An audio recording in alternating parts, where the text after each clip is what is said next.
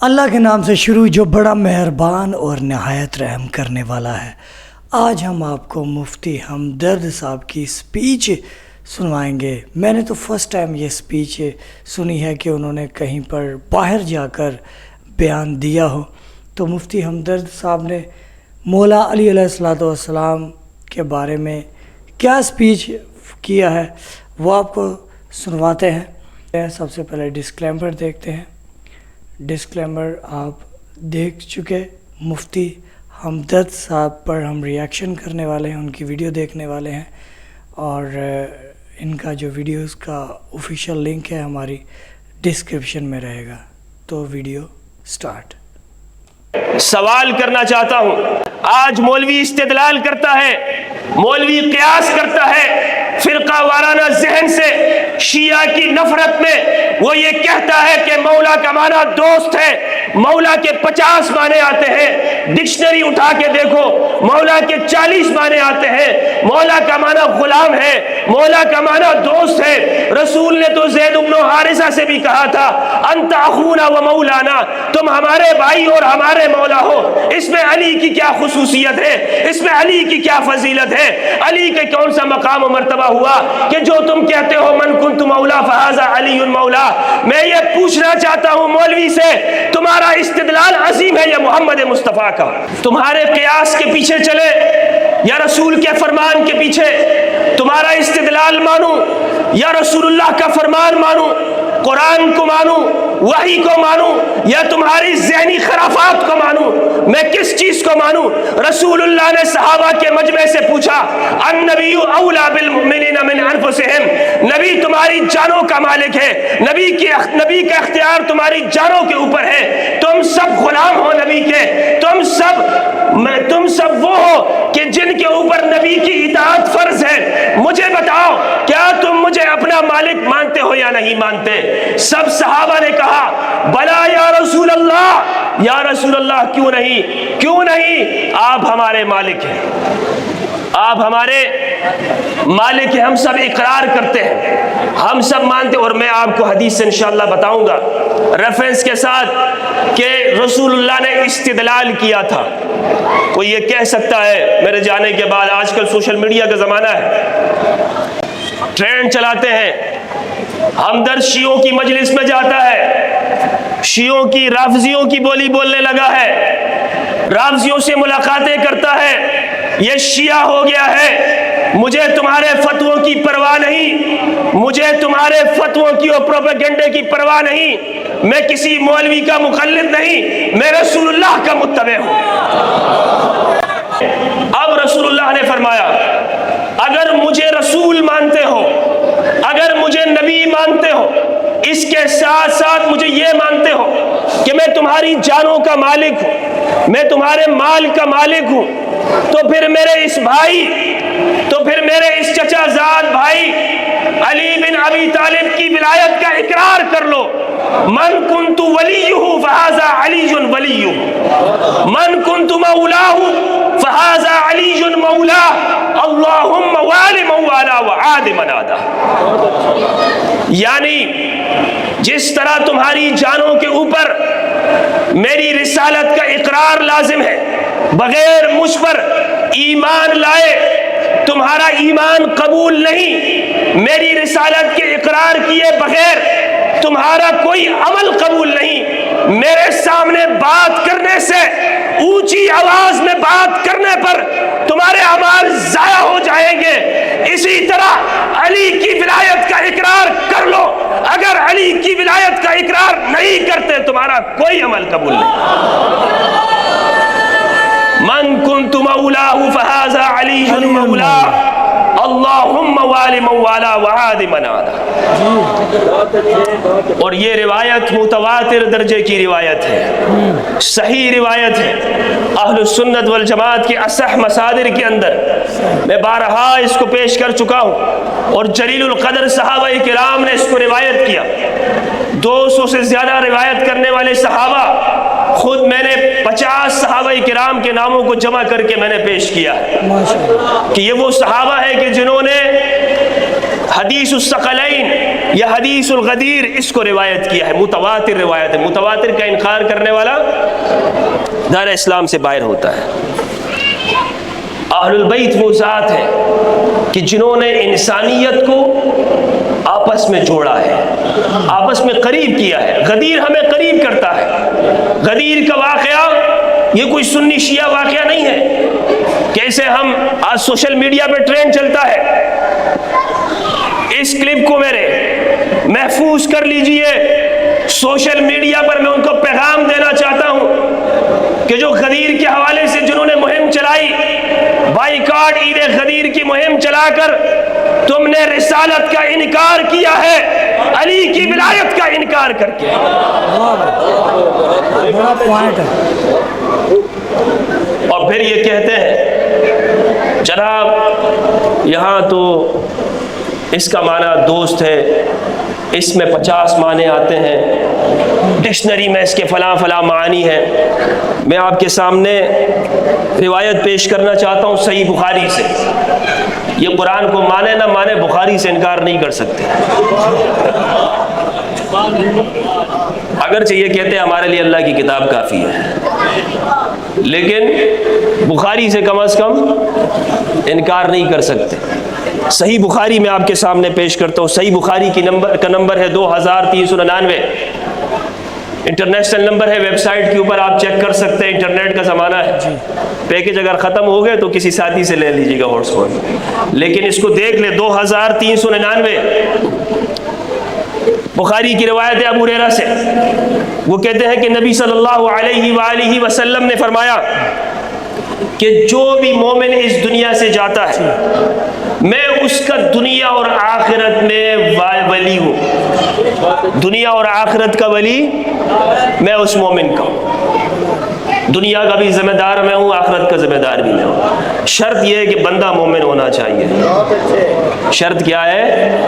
مومن ہونا چاہیے. صلوات بر محمد و آل محمد، اللہم صلی علی محمد و آل محمد.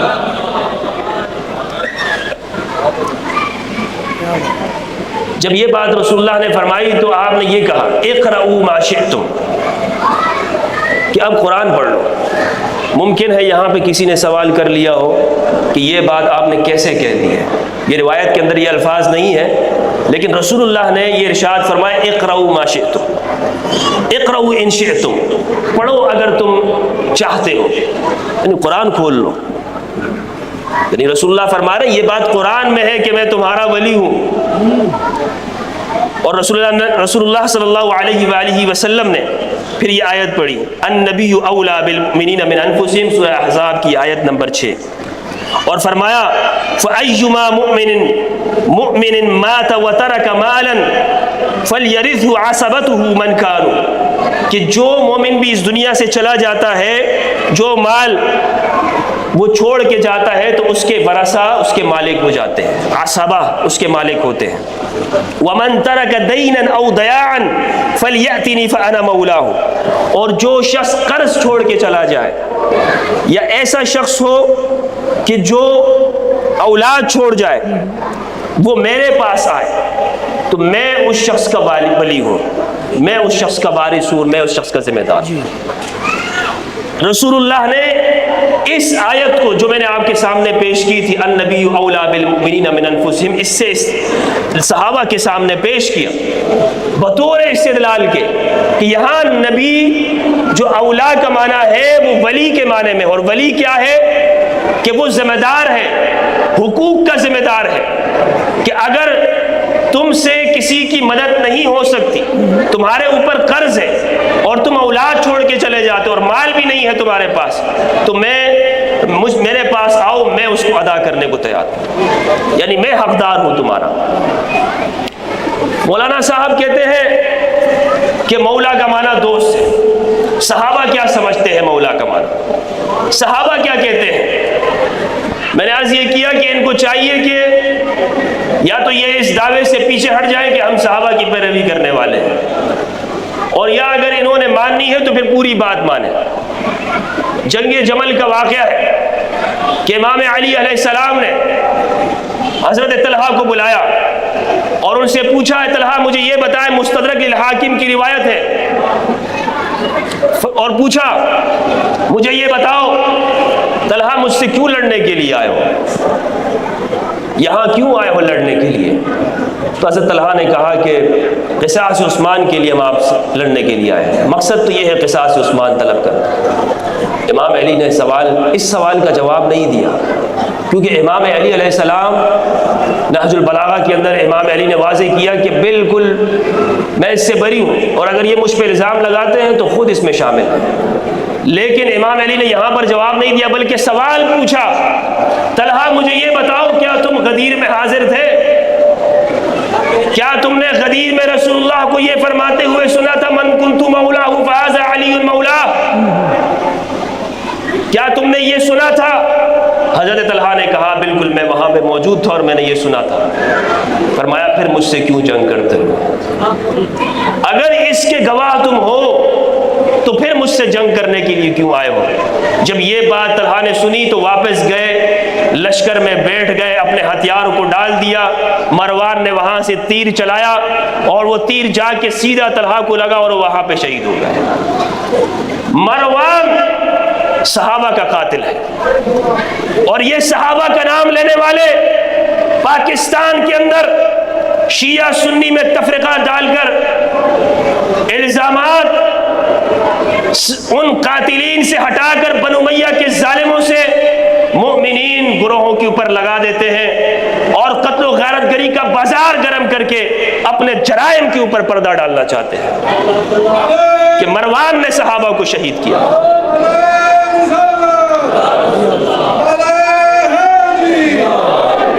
بآواز بلند کہیں، اس طرح نہیں، من کنت مولا، بآواز بلند، حیدری، نعرے حیدری۔ تو حضرت طلحہ سے کہا کہ پھر مجھ سے کیوں جنگ کرتے ہو جب تم غدیر میں وہاں موجود تھے؟ تو انہوں نے کہا کہ امیر المومنین میں بھول گیا تھا اور واپس چلے گئے۔ جب یاد آئی یہ بات، معلوم یہ ہوا کہ صحابہ اس سے یہ سمجھتے ہیں کہ علی سے جنگ نہیں کی جا سکتی، علی سے جنگ نہیں کی جا سکتی، علی سے اختلاف نہیں کیا جا سکتا، علی کے خلاف تلوار نہیں نکالی جا سکتی، علی کے خلاف میدان میں نہیں آیا جا سکتا، چاہے جائے کہ علی سے بغض رکھا جائے، چاہے جائے کہ علی پر سب و شتم کا آغاز کیا جائے، لوگوں سے مطالبہ کیا جائے، علی کے اصحاب سے، علی کے ماننے والوں سے کہ تم علی کو برا کہو، اگر وہ نہیں کہتے تو ہاتھ باندھ کر پیچھے ان کی گردنیں ماری جائے۔ ایک زمانہ ایسے بھی آیا کہ اس ظالمانہ دور کے اندر علی نام رکھنے کے اوپر پابندی تھی۔ تمام اہل السنت والجماعت کے محدثین نے اور تاریخ دانوں نے یہ بات لکھی ہے، کمزور بات نہیں ہے۔ اگر کسی کا نام علی ہوتا تھا تو وہ یہ بات کہتا تھا میرا نام علی تھوڑی ہے، میرا نام تو علیہ ہے۔ ابن حجر عسقلانی، ذہبی، تمام محدثین نے اس بات کو لکھا ہے۔ بہرحال میں عرض یہ کر رہا تھا کہ صحابہ یہ کہتے ہیں کہ علی سے بغض نہیں رکھا جا سکتا کیونکہ علی مولا ہے، مولا المؤمنین ہے، اور مولوی صاحب اس کے معنی کے اندر تحریف کر جاتے ہیں۔ کس کو خوش کرنے کے لیے؟ کس لیے؟ میں سوال پوچھنا چاہتا ہوں اپنے اہل سنت علماء سے، کیا ہم نے خدا کو جواب نہیں دینا؟ کیا ہم اگر غدیر خم میں ہوتے تو کیا ہم یہ سوال کرتے کہ مولا کا معنی دوست ہے یا خلیفہ ہے؟ یا رسول اللہ آپ کس معنی میں علی کو مولا کہہ رہے ہیں؟ خلیفہ کے معنی میں آپ کہہ رہے ہیں تو میں نے نہیں ماننا، دوست کے معنی میں کہہ رہے ہیں تو میں ماننے کو تیار ہوں۔ کیا ہم یہ کہتے؟ کیا ہم ایسا پوچھتے؟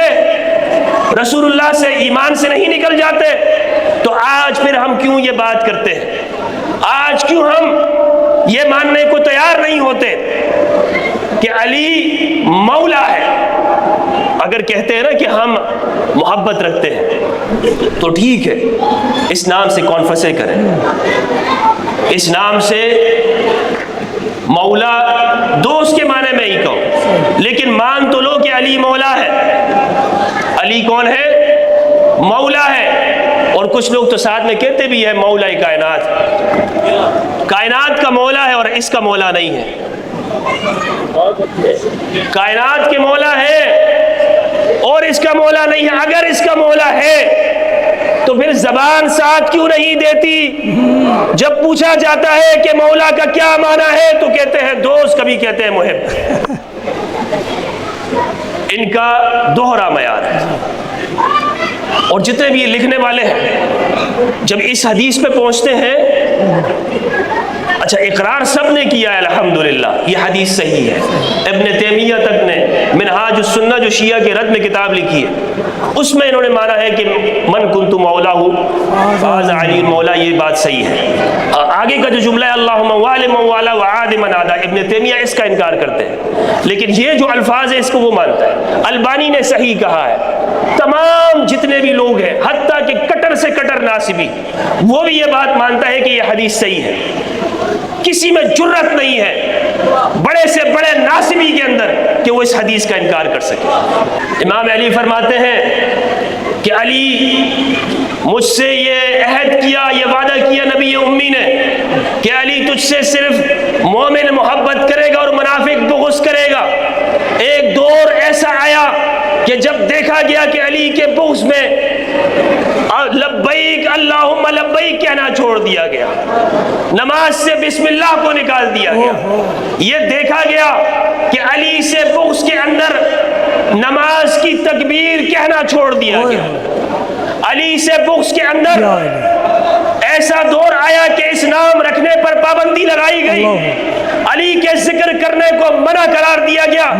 بغداد سے لے کر دمشق سے لے کر افغانستان کے غزنی شہر تک، ترمذ شہر تک، ہر مسجد کے اندر منبر پر خطیب کھڑا ہو کر علی پر سب و شتم کرتا رہا، علی کو برا بلا کہتا رہا۔ ایسا دور بھی آیا، احمد بن حنبل سے ان کے بیٹے پوچھتے ہیں ابا جان یہ تو بتاؤ، یہ تو بتا میرے باپ کہ علی سے بغض رکھنے والوں کی فضیلت میں روایات کہاں سے آ گئی؟ ہم کیوں دیکھتے ہیں کتابوں کو کہ ایسے لوگ پائے جاتے ہیں کہ جو علی سے بغض رکھتے تھے لیکن ان کی فضیلت میں روایتیں نقل کی گئی؟ تو احمد بن حنبل نے کہا بیٹے عبداللہ بات یہ ہے علی ایسی ذات ہے، علی ایسی بے عیب ذات تھی کہ ان میں کوئی عیب نہ ڈھونڈا گیا۔ جب دشمنوں نے تلاش کیا کہ علی میں کوئی عیب ڈھونڈے تو علی میں انہیں کوئی عیب نہ نظر آیا۔ علی بے عیب ذات تھی، علی کی زندگی بے عیب ہے، علی کا گھرانہ بے عیب ہے، علی کا پیغمبر بے عیب ہے، کوئی عیب نہیں علی کے گھرانے میں۔ علی کا گھرانہ طاہر ہے، علی کا گھرانہ مطہر ہے۔ آسمان کی آیت نازل ہوئی انما یرید اللہ لیذھب عنکم الرجس اہل البیت ویطہرکم تطہیرا، ہم نے تمہارے گھرانے کو مطہر بنا دیا۔ علی بے عیب ذات ہے، علی کی زندگی بے عیب ہے، علی کا گھرانہ بے عیب ہے، علی کے بچے بے عیب ہے، علی کے بچے سید ہیں، علی کے بیٹے سید ہیں، علی کی گھر والی سید ہے، علی کی خدیجہ سیدہ ہے۔ یہ پورا سید گھرانہ ہے، سادات گھرانہ ہے۔ نبی نے اگر کسی کو سید کہا تو علی کے گھرانے کو سید کہا، کسی اور کو سید نہیں کہا۔ میرے بیٹے جب پوری دنیا اکٹھی ہو گئی اس نے علی میں عیب ڈھونڈنا چاہا لیکن علی میں کوئی عیب نظر نہ آیا تو انہوں نے علی کے دشمنوں کی فضیلتیں بیان کی۔ تو جی یہ ویڈیوز آپ نے ملاحظہ فرمائی، مفتی ہمدرد صاحب جو کہ آنے والے وقتوں میں ایک بہت اچھے اسکالر ثابت ہو رہے ہیں، جنہوں نے بہت اچھے انداز سے آل محمد علیہ الصلوۃ والسلام کی شان اپنے لوگوں کو بتانے کی کوشش کی، اہل سنت کے لوگوں کو، عوام کو سمجھانے کی کوشش کی کہ ایک طویل عرصے سے کہ مولوی آپ کو پاگل بنا رہے ہیں، مولوی آپ کو جھوٹ بتا رہے ہیں۔ کتابوں میں آل محمد علیہ السلام کی بہت فضیلت ہے اہل سنت کی کتابوں میں، لیکن مولوی ان فضیلت کو بیان نہیں کرتے۔ اہل سنت میں کچھ چند علماء ہیں جنہوں نے اس اہل بیت علیہ الصلوۃ والسلام کی فضیلت کو اپنی کتابوں سے اپنی عوام کو بتانا شروع کیا۔ یہ بات یہاں سے زیادہ سٹارٹ ہوئی جب مولانا طارق جمیل صاحب نے کہا من کن تو مولا ہو فہذا علی مولا، جس کا میں مولا ہوں اور یہ علی اس کے مولا ہے۔ علی اور مولا کا مطلب آقا، سردار، رہبر، مالک۔ تو پھر اینڈ میں انہوں نے کہا کہ حالانکہ میں آپ کو صحیح حدیث بتا رہا ہوں، آپ لوگوں کے چہرے پر میں حیرانی دیکھ رہا ہوں۔ وہ حیرانی پہ جو کام ہے نا، وہ مفتی ہمدرد صاحب نے کیا کہ لوگوں کو حیرانی کیوں ہے کہ اہل سنت کی کتابوں میں اہل بیت کا اتنے طویل فضائل ہیں، ان کو چھپایا گیا۔ لیکن ہم ان تمام اہل سنت کے علماء کو دونوں ہاتھوں سے سلام پیش کرتے ہیں کہ وہ آل محمد علیہ الصلوۃ والسلام کے حق کو لوگوں تک پہنچا رہے ہیں، حق ادا کر رہے ہیں کہ اہل بیت علیہ الصلوۃ والسلام کی فضیلت، ان کا مرتبہ، ان کا مقام تمام مسلمان تک پہنچایا جائے تاکہ وہ محروم نہ رہیں، کیونکہ پنجتن 12 امام 14 معصومین یہی حقیقی لیڈرز ہیں اسلام کے، یہی جانشینی ہے رسول ہے جو 12 امام ہیں۔ تو کچھ باتوں کی ضرورت ابھی بھی ہے۔ ہم شیعہ جو عقائد ہیں اس کی بات نہیں کرتے، ہم حقیقی عقائد کی بات کرتے ہیں، اور ان حقیقی عقائد کو اہل سنت علماء اپنے عوام تک پہنچانے کی جب کوشش کرتے ہیں تو ان کے اوپر الزام لگا دیا جاتا ہے کہ یہ شیعہ ہو گیا ہے، حالانکہ ایسی کوئی بات نہیں ہے۔ تو بہت شکریہ، آپ نے ہماری ویڈیوز دیکھی۔ اینڈ سکرین میں پلے لسٹ آپ کو شو ہو رہی ہے۔ بہت محنت سے ہم ویڈیوز بناتے ہیں، یہاں پر آ کر ہماری دیگر ویڈیوز دیکھیے گا جو کہ مختلف ٹاپکس پر ہم بنا چکے ہیں۔ اللہ آپ کو سلامت رکھے، خوش رہیں، سلامت رہیں۔ السلام علیکم یا علی مدد۔